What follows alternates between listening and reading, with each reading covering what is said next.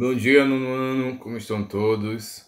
Então, na nossa aula de arte de hoje, a gente vai dar início, sobre o modernismo na arte brasileira. O modernismo, ele se inicia lá na Europa, como um dos últimos movimentos da década, no finalzinho da década do século XIX, e os movimentos de vanguarda no início do século XX.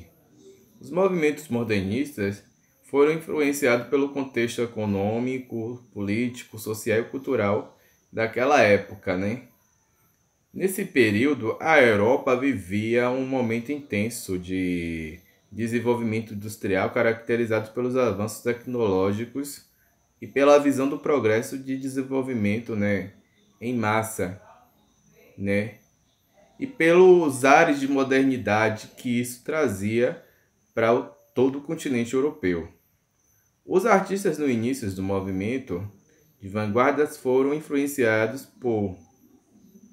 pelo clima de progresso e mudança, traçando assim um processo de criação artística, que propunha a ruptura com o academismo e a valorização das identidades expressivas.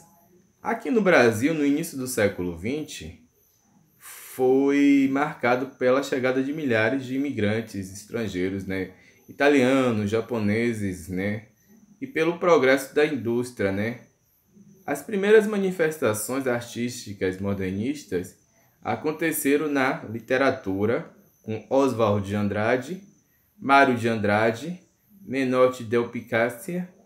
Essa proposta, pioneira, trazida com a influência das artes de lá da Europa, até porque muitos desses artistas, inclusive o Oswald de Andrade, foi para a Europa e teve contato com o modernismo.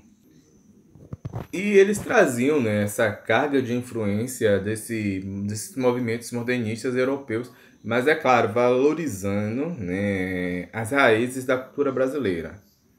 Dentre desses artistas modernistas que deram pontapé inicial, que a gente pode citar aqui, está o Lazar Segal e Anita Malfatti, que é o início do movimento das artes visuais, Eles trazem as artes visuais modernistas para o Brasil.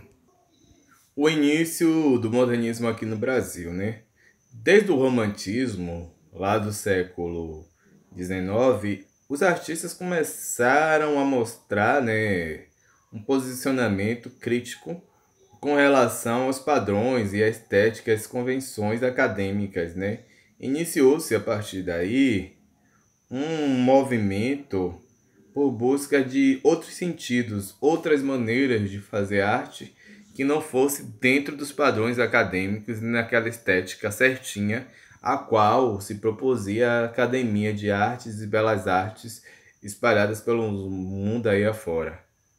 Aí podemos destacar, o romantismo. O romantismo traz uma carga emocional muito grande para um movimento, que recebe o nome. Já o realismo, ele tenta mostrar a verdade como ela é, A verdade nua e crua, Mas realmente um pontapé inicial para uma revolução, a qual os artistas tanto estavam querendo, foi o impressionismo, porque ele mesclava, as figuras geométricas e as cores de uma forma nunca antes vista.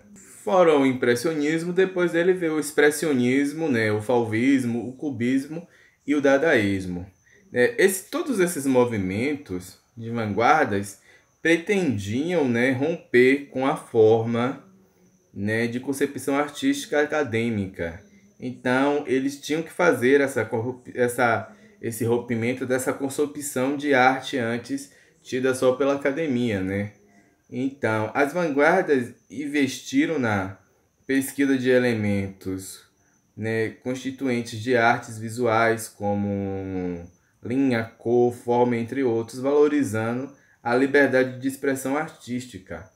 Eu vou estar passando a atividade para vocês. Qualquer dúvida sobre a aula de hoje é só perguntar. Tchau, tchau, forte abraço.